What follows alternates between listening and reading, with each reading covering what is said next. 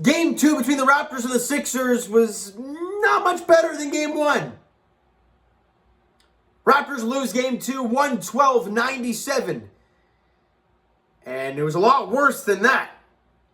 As they lose to Philly and are now down 2-0 in the series. They lose both games on the road by double digits.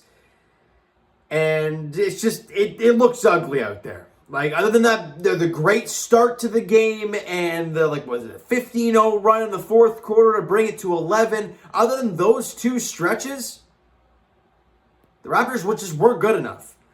Now, yeah, I'm going to sit here and I'm going to talk about the officiating because that was absolute hot garbage the entire night. But that's not the reason the Raptors lost today. Like, yeah, the free throw discrepancy is there. I get it. First off, you didn't shoot the ball well enough. Second of all, you didn't defend the ball well enough. It's just plain and simple as day. Tyrese Maxey and Tobias Harris, like they did in Game 1, killed you again. They combined for 43. Tobias had 20. Maxey had 23. Joel Embiid, I believe, had 31 and 11. And yeah, James Harden only had 14, but it's just he gets all the attention, which leads to all these wide open shots. And for the Toronto Raptors, as I mentioned, they started out great. Fred VanVleet came out of the gate flying, and he was knocking down shots, knocking down threes, and we're like, okay, is this the game where Fred VanVleet takes over and wills his team to victory? Well, in the early going it was. But after that, Fred was ice cold from the field. Didn't make really any shots after the first quarter. It was pretty ugly.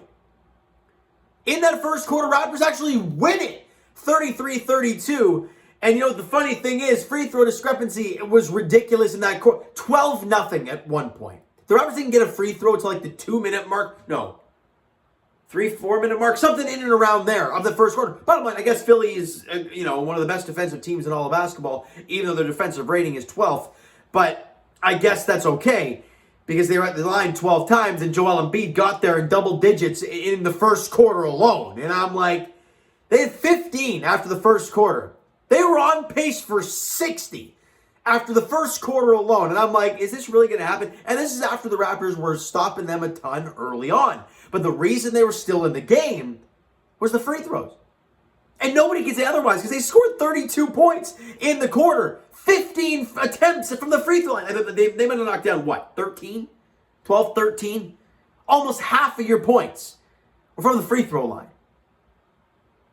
So it allowed them to stay in the game. And then after that first quarter, the Raptors just couldn't shoot. Now, credit Philly. Defensively, they got locked in. But then the Raptors got looks, missed a lot of shots. And they only scored 19 in the second quarter where Philly it felt like they didn't miss. They dropped 35. And that mere 1 point lead you had after one quarter of play, you're down 15 at the break. Now, that can change, though. 15-point lead in the NBA going into the second half, that thing's nothing too much. However, in the second quarter, they built a lead until, 26 at one point? It was bad. They win that quarter 28-19. Raptors score a total of 38 points in the second and third quarter. When you're playing defense where the Raptors haven't played defense at all, that's painful to watch.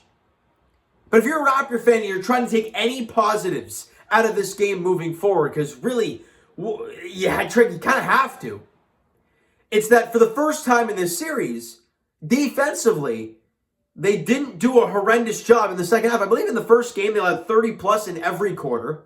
And in this game, the first two quarters, they allowed 32 and 35. However, in the third, they allowed 28, which is pretty close, but they didn't.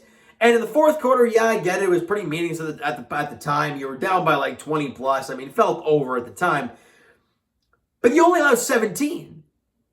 And you scored 26. Raptors won the quarter by 9. They won the quarter frames by 10 points. However, the middle frames were absolutely awful. And you lose by 15. So yeah, the officiating early on was horrendous. They had 15 free throws in the first quarter. They ended with 30. You're telling me defensively, the Raptors were that bad? I don't know. I don't know if I buy that. Either way, though, it doesn't really matter because your team didn't shoot the ball well enough at all in the middle frames. And let's talk about the phantom comeback, because those things hurt a lot more than when you're getting your teeth kicked in the way they were for the majority of this game. Because in that fourth quarter, I mean, down 20, right? It felt over. Then they make a 15-0 run at one point when they were down 26. They made a 15-0 run to cut it to 11, and they're buzzing. They get a stop, and we're like, oh my God, can they cut this thing to single digits here? Turnover, scramble for the loose ball. Maxey picks it up, steps into the three, drills it, and I believe it was a 7-0 run after that, and it's over. The phantom comebacks break everyone's hearts. Because I'm sitting there watching the game, and I'm like, look, the Jada 3, it's a 14-point game? Yeah, whatever. Oh, another 3, it's an 11-point game. Interesting. Okay, now they got to stop. They can make it a single-digit game here. No. Heartbreak, as always. And there was like 6 minutes left, right? There was lots of time on the clock. But that 7-0 run there was the nail in the coffin for the Toronto Raptors today. Player stats, though. Gary Trent Jr., I wrote down health. Because he is clearly not feeling good. I mean, the man, not only was he not shooting well, and you can't blame the guy. He's not feeling 100%. It's non-COVID illness, but he is sicker than a dog. But he's out there fighting for his team. He got in foul trouble. I think he had 4 or 5 fouls in the game, and he only played like 20 minutes or something like that. He didn't. It was a rough night for Gary Trent Jr. Pascal Siakam, he did miss quite a few bunnies on the inside. He did have 20, 10, and 5 in the game, but he did shoot 7 of 20 from the field with 6 or 7 from the free throw line when he got there. But quite a few of those misses, though, were bunnies on the inside. But again, down 15, would it really matter if 1 or 2 of those go in? Probably not. He was also a minus 23 on the court. So really struggling. He had a technical in the game as well. The Raptors were clearly getting frustrated. But the one guy, actually there was 2 guys that I really, really liked play for tonight. It was OG Anunoby and Chris Boucher. But let's get to OG first, who when this team was really struggling, he was still making shots. He ended the game with 26 points, 1 rebound, 3 assists on 10 of 14 shooting, was 2 of 2 from the line, 4 of 7 from distance, only a minus 14. I say that because, you lost by 15, and guys like Pascal were minus 23. All right? Fred VanVleet in the game, though, again, he was red hot to start, right? He ended with 20 points, 4 boards, 7 assists. That's great, but I think he had 14 in the first quarter. He shot 7 for 23.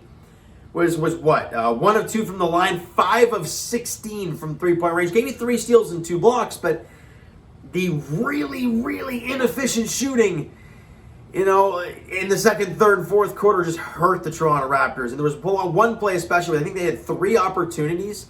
One was a 3, I think it was a 3, or maybe it was a drive in the paint where they missed it, got the offensive board, kicked it out to Fred, took the shot, missed the shot.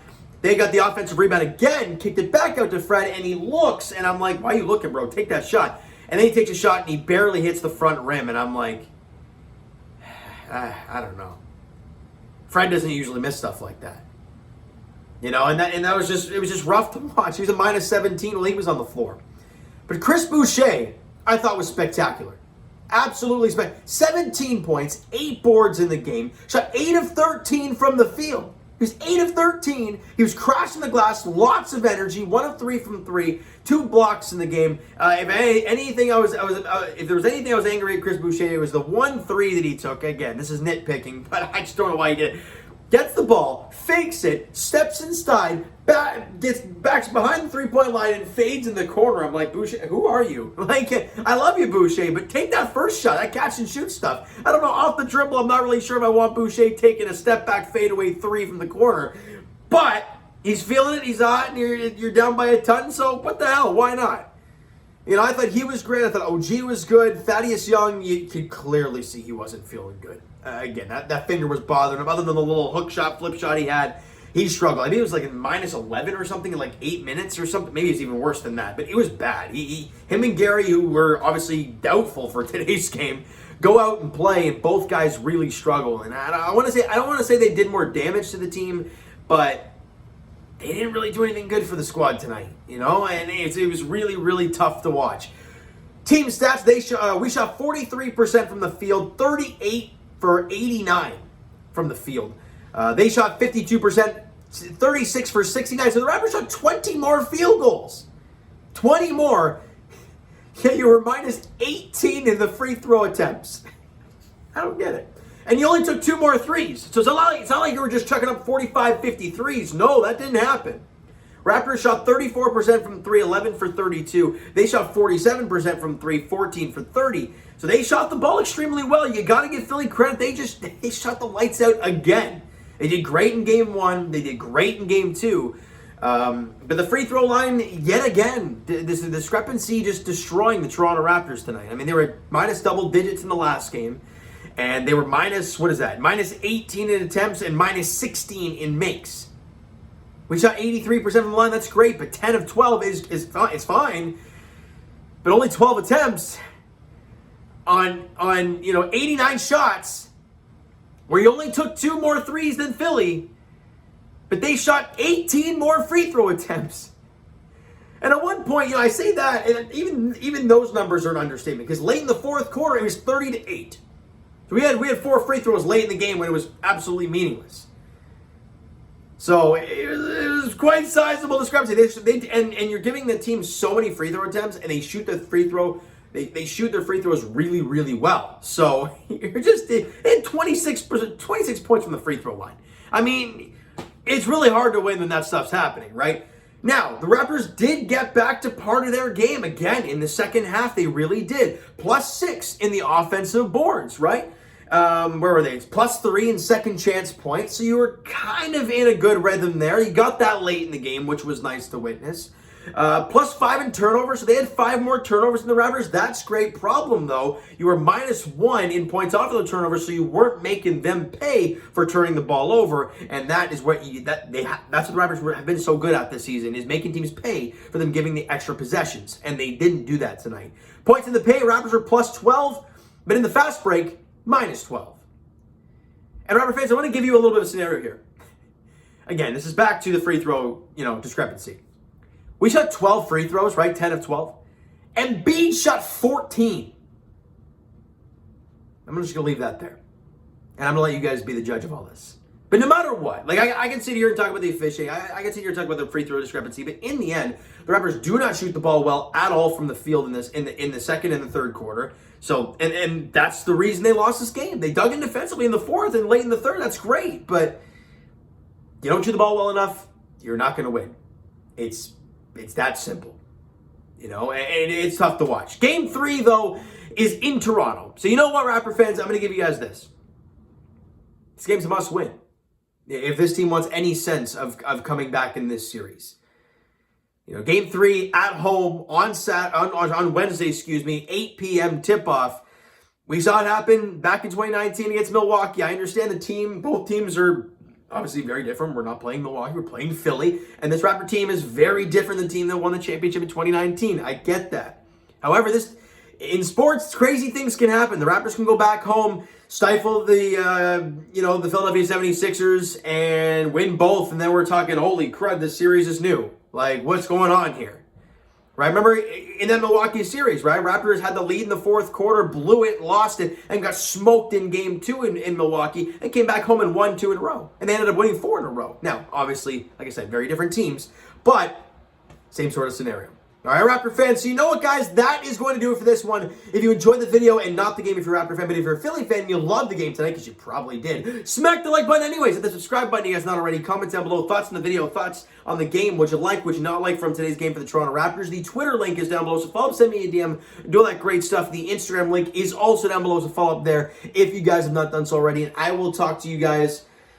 Okay, JD's edition tomorrow night. It's a 7:07 first pitch at Fenway. Yusei Kikuchi gets the ball for the Blue Jays, and Nathan Eovaldi gets the ball for the Red Sox in game 1 of that 3-game set at Fenway. As for the Toronto Maple Leafs, they're back in action tomorrow, I believe. I'm a complete lost cause when it comes to the Leafs right now, because these games really don't mean a whole lot down the stretch. Who are they playing? You guys can let me know, but I'm pretty confident they're playing tomorrow night at home against Philly. I think I'm right with that. I could be wrong, but I think I'm right. It's I think it's a 7 o'clock puck drop there in Toronto. I could be totally off, but I think I'm right. Either way, Game 3 between the Raptors and the Sixers goes on Wednesday night. It's an 8 p.m. tip-off, and it's a must-win game. You can't go down 3-0. We all know that. All right, so Game 3, 8 p.m. in Toronto. It's going to be a ruckus crowd. They got to give the energy to these boys because, trust me, they need it. All right, so thank you guys so much for listening and watching. I hope you enjoyed the video and not the game tonight. We'll talk to you guys then.